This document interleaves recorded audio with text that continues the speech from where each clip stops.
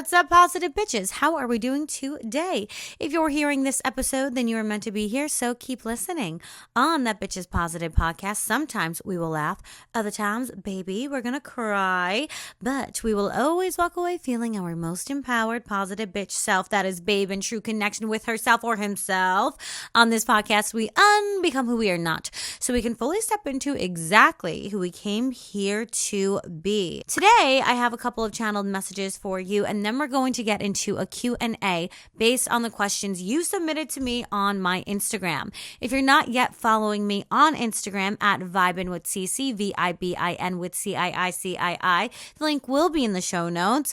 You're going to want to keep up there for daily magnetic messages and so much more. That way your voice can also be heard on this podcast whenever we do a Q&A. A couple of channeled messages. I was in meditation and Jesus kept putting me underneath the water. And I said, Jesus, I really don't like this. I'm not enjoying this adventure with you right now. And he kept putting me underneath the water. And he said, just a little bit longer.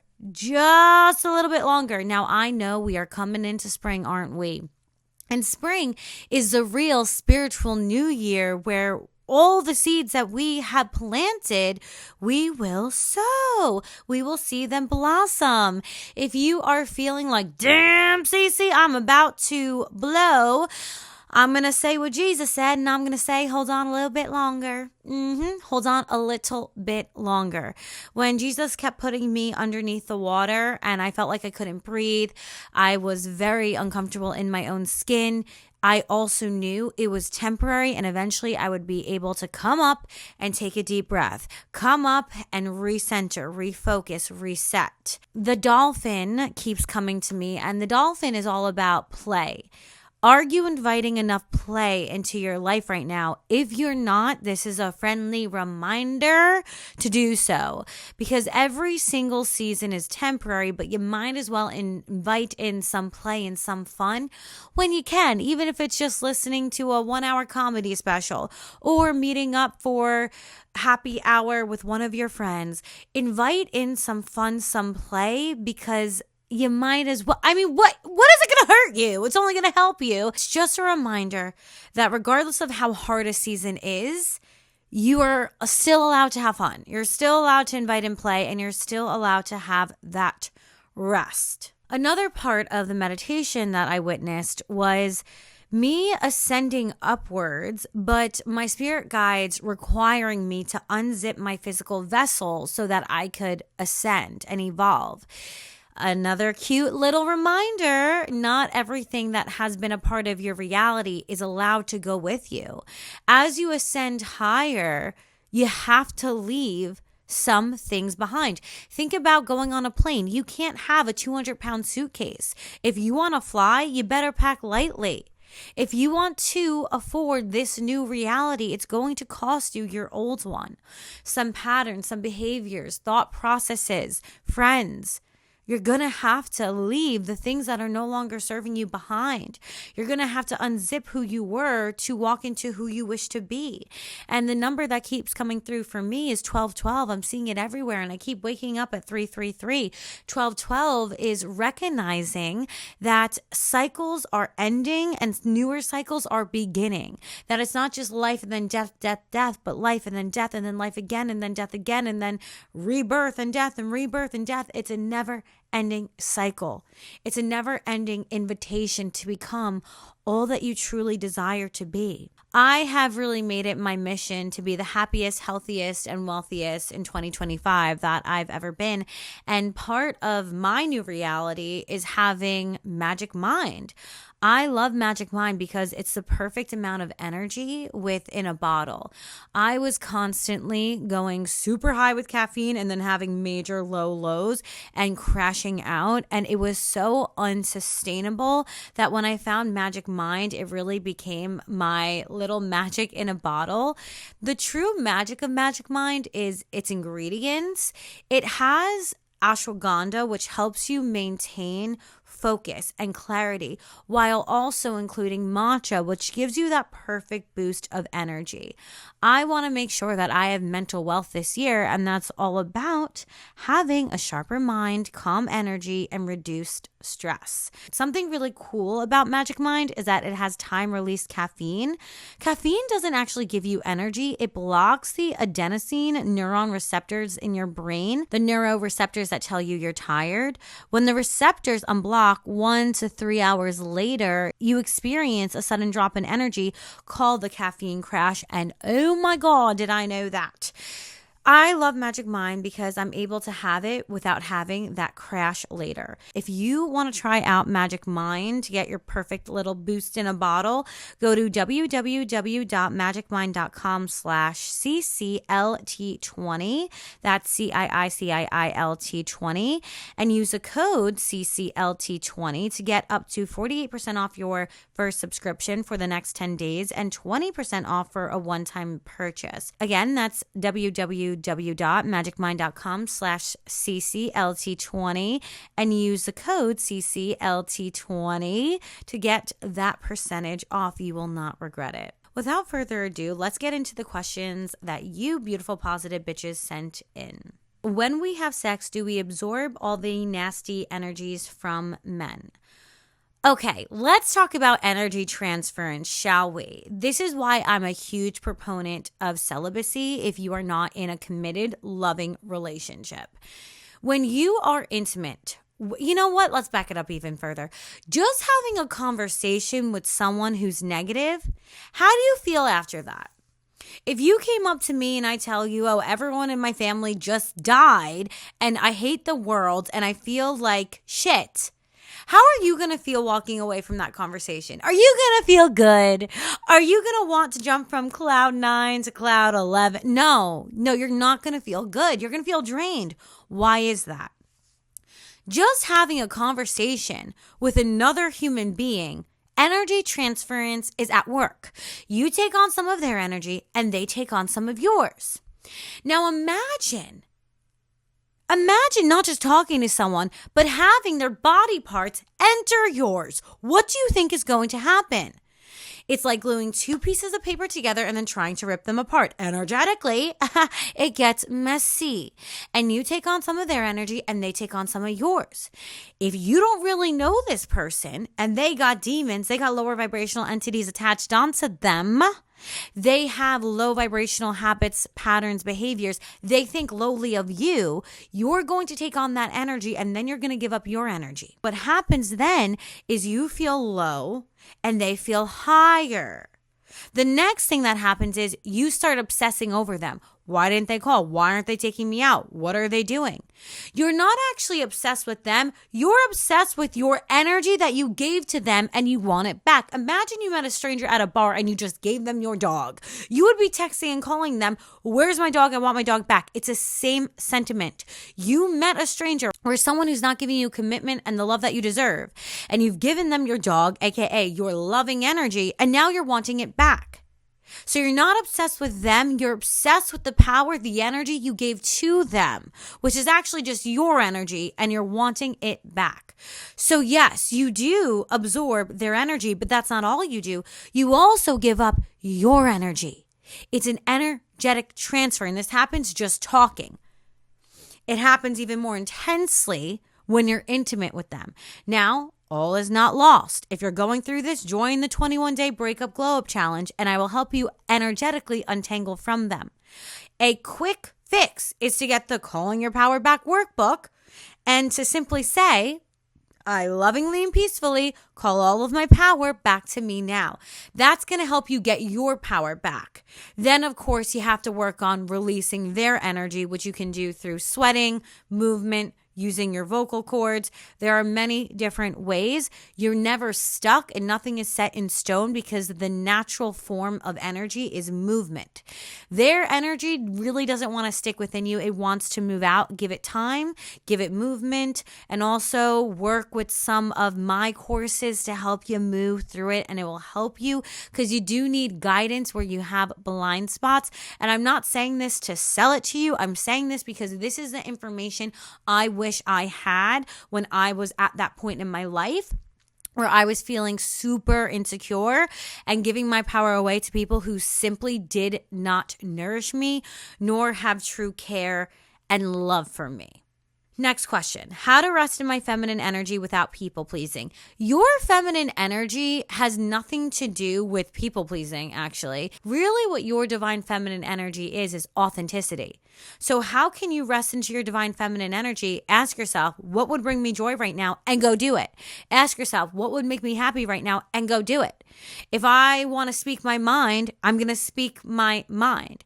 I really believe I was able to attract such a masculine man because I was so in my feminine energy. We recently went on vacation and we were talking about how we first connected and, how it feels like it's been 7 years and it's been like 2 months. But we were talking about when we first met, there was one night where I went outside after having dinner with my mother and I looked up at the sky and I said to my mom, what is that? What is that bright thing? What is that? And then one of the valet guys ran over because of course my mom was like, what? I don't see anything. So one of the valet guys ran over and said, oh, that's Mars. And I was so taken by Mars and the beauty of it. And I just couldn't stop staring at the sky that I went out on the balcony later that night and I just was looking at Mars and speaking to the sky, and I must have sent my partner like 22 messages straight of, oh my gosh, Mars is outside right now. You have to go look out. Don't miss it. I'm trying to send pictures, but the pictures are so terrible because I dropped my phone and the camera glass splattered. And so I sent him maybe 22 messages. Now, some people would say, oh, you're chasing or you're this or you're not that. No, I'm in my Kanye year. Okay, I'm in my Kanye era. Not the terrible parts of Kanye. You know the version of him I'm talking about, okay? And I don't care. I got to the place of I literally don't care who comes in and out of my life if it costs me being authentic. Your true feminine energy is doing and saying what's authentic and true to you and allowing the right people to stay in your life. If I have to pretend to be a black cat or pretend to be mysterious or pretend to be this or that, that's not real. To me, that's playing games. Also, it's just a waste of my own energy. Why am I going to pretend to be someone I'm not? I don't care about anyone that much. I'm so sorry. I don't care about anyone that much.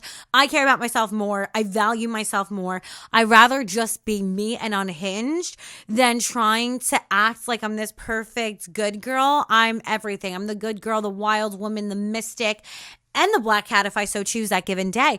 I'm whatever I want to be at any time because every single day I have this energetic invitation to decide who I want to be and embody that because I'm a human being. And the same invitation that I get to be whoever I want, you get on a daily basis. How do you rest into your divine feminine energy? You give yourself permission to show up as you are. You give yourself permission to show up in your authentic energy. And that means not just being the good girl, not just being the black cat, not just being the corporate girly. It means being everything you are and more. Because in reality, we have the capacity to embody so many different traits, and we embody whatever we give ourselves permission to do. If you want more information on that, I highly recommend joining my Shadow Alchemy course because it's really going to help you give yourself permission and embody all that you are. How to know if I am the narcissist. Let's define what narcissist is because I feel like it's such a pop culture word now and I don't even know if we're talking about the same thing anymore. A narcissist in the energetic realm is someone who does not know how to connect to the divine on their own. Instead of them connecting to life force energy themselves, they've cut themselves off through insecurity and low self-worth, and they then act as a parasite and try to latch onto someone who is connected to the divine, who understands how to channel life force energy, and they try to use that person as a battery and suck out their life force energy.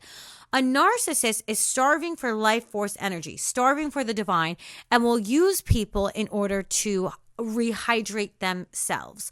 Narcissists aren't evil. They are born out of being severely either neglected or through an abusive relationship with a caregiver or some other adult where they learn to have really low self-worth and a high insecurity.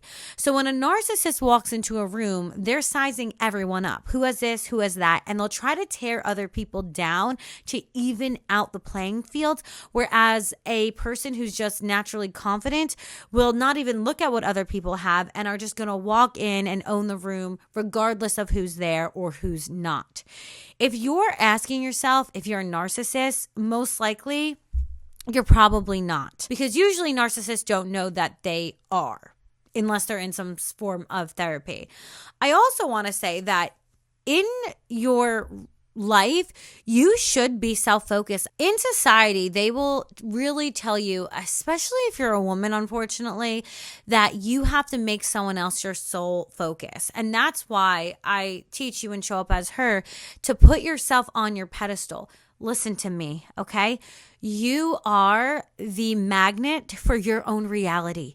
You should be self-focused. That doesn't make you a narcissist. That does not make you a narcissist. You are the magnet for your reality. So what you broadcast on a daily basis is going to attract the people, experiences, and your overall circumstance. You have to make sure that you're taking care of you first. Think about an airplane. You have to put on your mask first. That doesn't make you a narcissist. You should be making sure that your cup is filled first. You should be making sure that you're following your happiness and your joy. Your happiness is your responsibility. What is so much worse than a narcissist to me is a martyr, because a martyr will try to suck out your energy, but in a different way. They'll try to make you feel bad for them. They'll try to make you do for them. They'll try to suck out your energy by making their story of victimhood your main concern. And when you fill up your cup, you're going to fill up so much that you overflow into other people's cups too. And the best way to help another person is to influence them by embodying your happiest self, because you're then subconsciously going to give them permission to embody their happiest and healthy self too. You have to put yourself on a pedestal and make sure that you're doing the workout, the meditation, the routine that makes you feel your best. And when you do that, everything else will rise to meet you. That doesn't make you a narcissist. You being confident and walking into a room like God himself sent you means that you understand the nature of this reality. It doesn't make you a narcissist. You having boundaries about what you will and will not tolerate does not make you a narcissist. That makes you someone on their own pedestal who understands that whatever they allow, they amplify. How to clear karma or black magic from your ancestral lineage. Really, it's about deciding in the present moment how you want to respond instead of react, because your power is in the present. And a lot of us unconsciously allow quote unquote curses or negative karma to continue by believing our past programming that we learned from our caregivers more than we believe in our ability to change, more than we believe in our ability to choose differently, more than we believe in ourselves. You want to clear karma, you want to shake off black magic. Really, what you have to do is use your present moment and deviate from the path that has been carved out for you. Decide differently by asking yourself, how would my highest self show up, and let me do that instead. That's how you clear karma, because instead of you listening to the energies that have been following your bloodline until you are listening to your soul and what your soul wants. Black magic isn't really what we think. The way you give your power away is believing that there's a curse over you. The person who can really curse you is you. The person who has the biggest control over your life is you. Whatever you believe will be. If you believe that there's a curse outside of you controlling you, well, then that's going to be your truth. But if you instead believe that my power is in my present moment and I get to decide how my life is going to unfold, that is going to be your truth. I want to read you a short passage from my book, Show Up As Her, page 245. You are your own best psychic. The best psychic for you is you. Your life is constantly shifting based on your energetic signature. This means that as you shift your thoughts and feelings, you shift your energetic signature, which means you shift your life. If you want to know what your future will look like, look at your current thoughts, beliefs, actions, habits, and behaviors.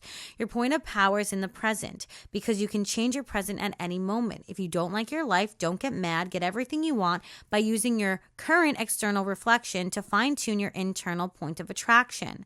Watch your thoughts, they become words. Watch your words, they become actions. Watch your actions, they become habits. Watch your habits, they become character. Watch your character, it becomes your destiny. Your future desired self already exists, just as your past self exists. Whichever version you tap into most of the time in the present moment will dictate who you get to be.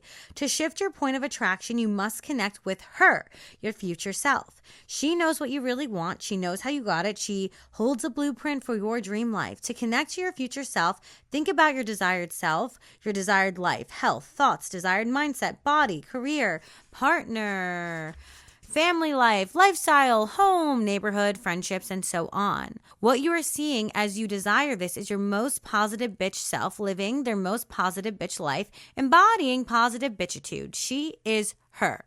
And of course, my book will help you actually navigate how to get there. But the whole entire point of this is that your power is in your present moment. And you can either tune more into what you've learned from your caregivers, or you can tune into your future self.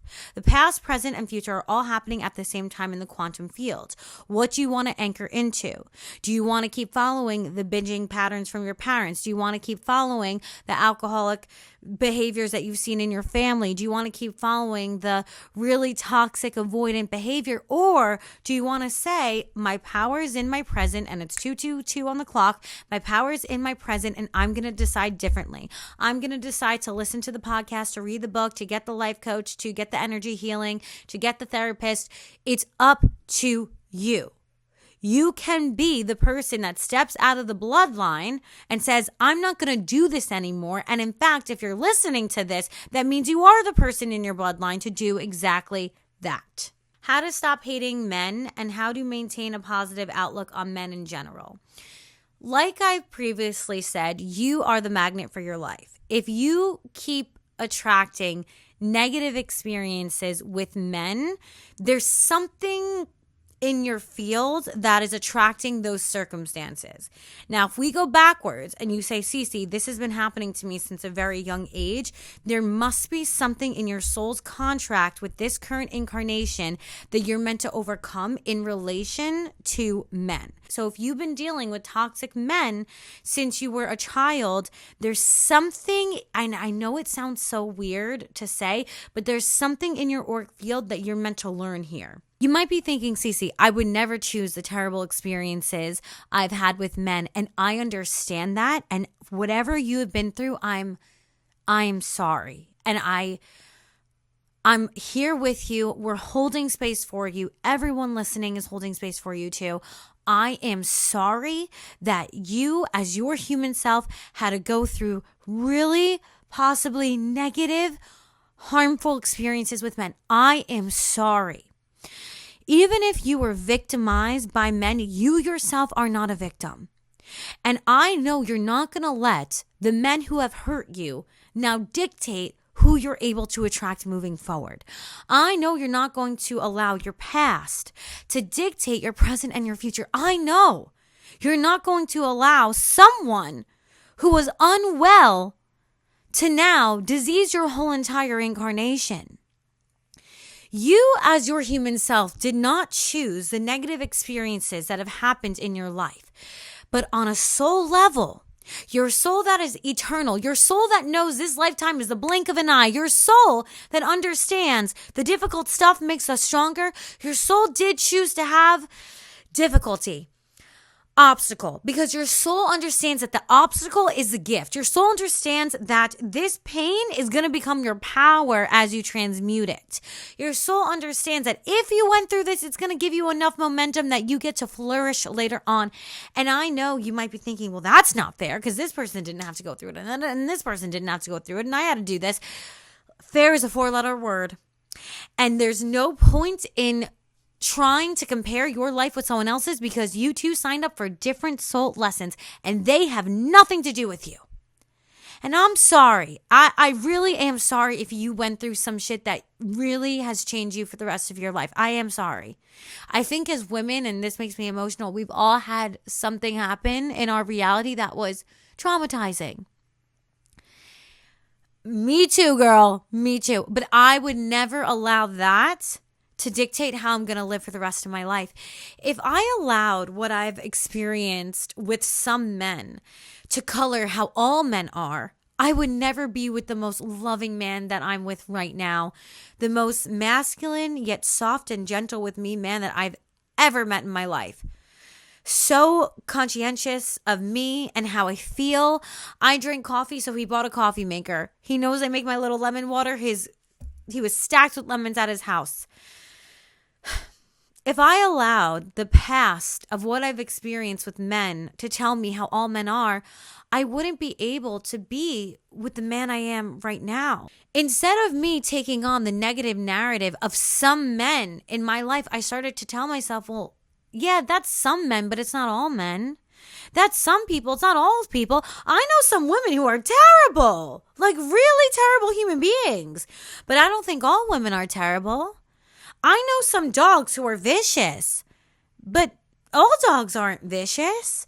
I know some chocolate that's really bitter and disgusting tasting, but that's not all chocolate. Be careful about your generalizations. What you've experienced in your past could have been based off your soul's contract to learn and overcome obstacles. What has been part of your past doesn't have to be part of your future if you just put it down. Every single second, you are creating a different reality based on what you're broadcasting. What do you want to broadcast? Because your beliefs are going to affect who you attract. What if you don't even have to fully believe me, but just get curious? Well, maybe that's what I have experienced, but that's not all men. That's not all dogs. That's not all women. That's not all chocolate. What if there's other people who I just haven't met yet? That's number one, getting curious. Number two is hearing from people like me. I have dated the most kind, nurturing men. And let me just tell you, the masculine energy is beautiful. It's the most protective, safe space I've ever felt in my life. And when I feel that beautiful masculine energy, it allows me to really lean into my feminine energy even more. Let me be a living example to you, a living testimony that if I could have negative experiences with men and say, I don't want that in my future, and then be able to attract positive experiences with men, so can you. There's one thing I want you to stop doing. I want you to stop gossiping with your girlies about how all men are trash. I know that gossiping can help us feel connected to the clan. I know that it can be funny. I know it can be fun. I know it's also you just venting because sometimes, it really does happen to us. But I want you to start interrupting that narrative. What you speak becomes your reality. And the more you say something is true, the more it's going to be true. Instead of doing that with your friends, what if you played a game where you said, my man is the most nurturing man out there. My man is the kindest, hottest, wealthiest, funniest, masculine man out there. My man would never do that. My man would never do this. You know what I would do is say, my husband would never do that because my husband is kind. He's nurturing. He's a beautiful man. He gives me all that I need and more.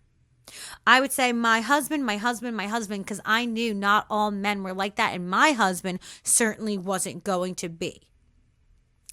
I'll also give you some comfort here that the divine feminine is the leader in healing, in emotions, in sacred union.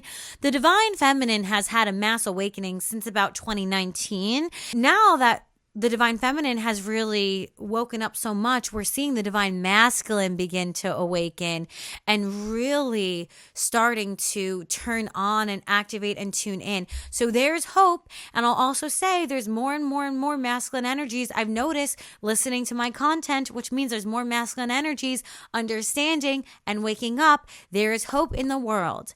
If you're getting down and feeling sad about your future spouse, your future partner, you can also tap into your future lover's energy on any given day. Put on a frequency or go into nature, close your eyes, and say aloud, I now connect to my divine counterpart, and I can see, feel, and hear them. And then just start speaking. Just start allowing the images to come. And do this day after day after day. It's something that you have to practice. But you can tune into your future spouse's energy just like you tune into channel 23.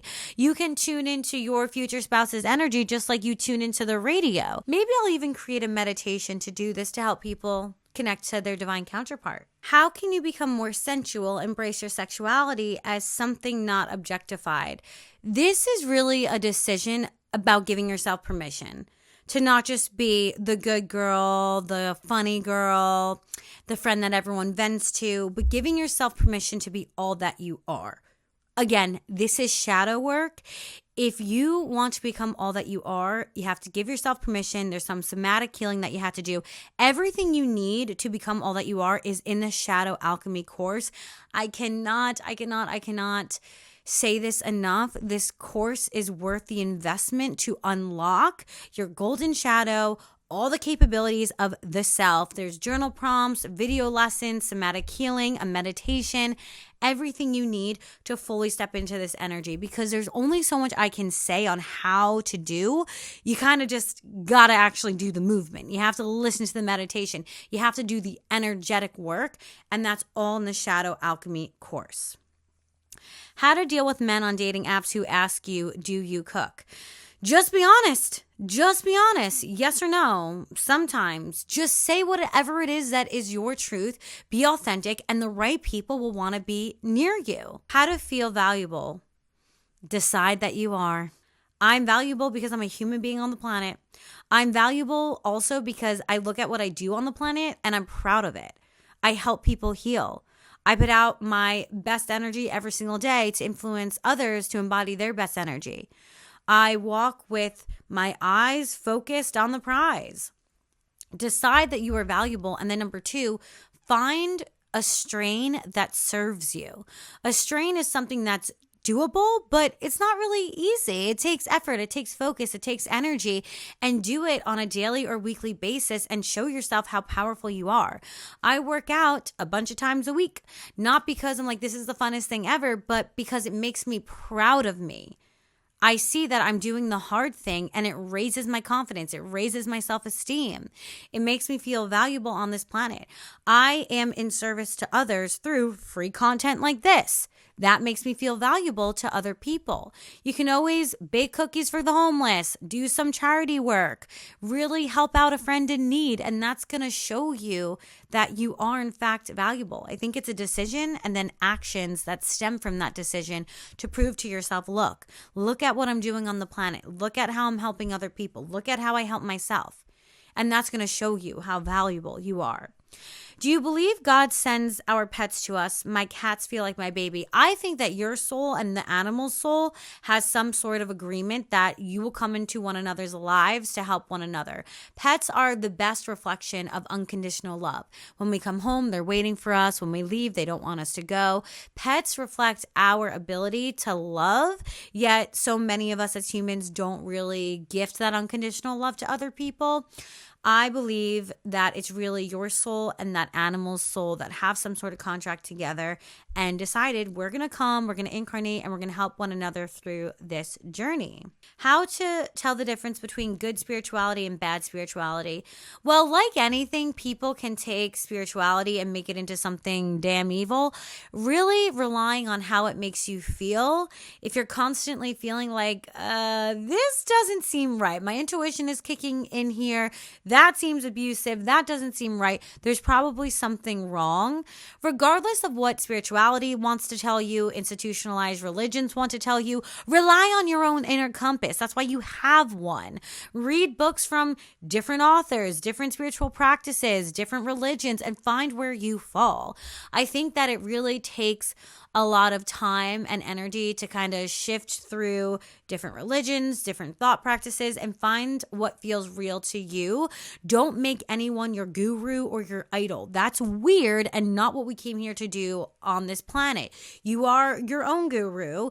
Understand that your own compass, that is your greatest teacher. That is your greatest pathfinder. That is your greatest navigation system. How you feel about what's going on out there is going to give you information. I think when you try to ascribe to one single individual and make them your God, you're going to run into problems.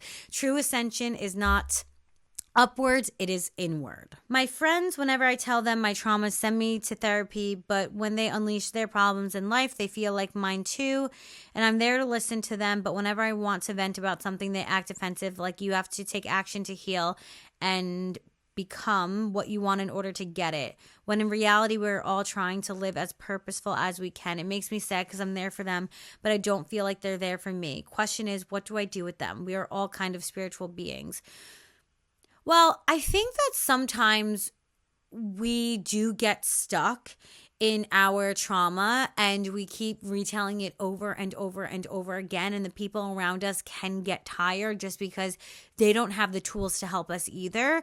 If you feel like you keep talking about a situation that you want guidance on, I do recommend getting that therapist. I do recommend getting the life coach. I do recommend getting the Reiki or the energy healing so that you can get out of it, because I found through talk therapy it was helpful at times, but a lot of the time I was beating a dead horse. I kept talking about it, but you can't solve a problem from the same energy that created it. Just talking about the problem over and over again never made me feel better. I always felt worse. So to me, I don't really love venting to my friends. And if I do once, there's not a second and third and fourth and fifth time, because to me, that's not helpful. I think that we go too far with venting, and actually we're just recreating the same problem over and over by sitting in the negative energy, the energy that created the problem, instead of looking for a solution. I don't stay problem focused, I stay solution focused. So I will go get help from a shaman, from a Reiki person, from whatever that I need in order to move into the next season. My recommendation is to actually, maybe your friends have a point here, and you should go find guidance from someone who can actually help you. Because we have to realize people can only meet us as deep as they have met themselves. And they might just not have the tools to guide you, but someone else will. Go look for that person. Now, if you're always listening to them and you feel like this is an unbalanced relationship, I would say create some space, try to focus on where you guys have commonality, maybe do more fun things than just talk about what's bothering you all the time.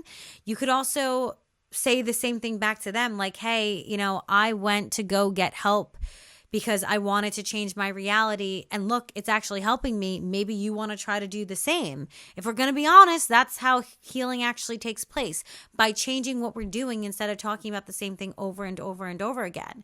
If you take their advice and go seek out some help and it works, maybe you can tell them to do the same, and maybe your friendship will drastically change. Positive bitches, I hope this episode helped you and resonated with your current life experience. I know things can feel a bit crazy sometimes, but we're all in this together. So let's laugh it out, let's heal it out, and let's jump onto our highest timeline, because the power is in our hands and it's also in this present moment. As always, the sparkle in me honors the sparkle in you. Be sure to get your magnetizing mug, show up as her, and of course the Shadow Alchemy course, because that keeps coming up in this collective.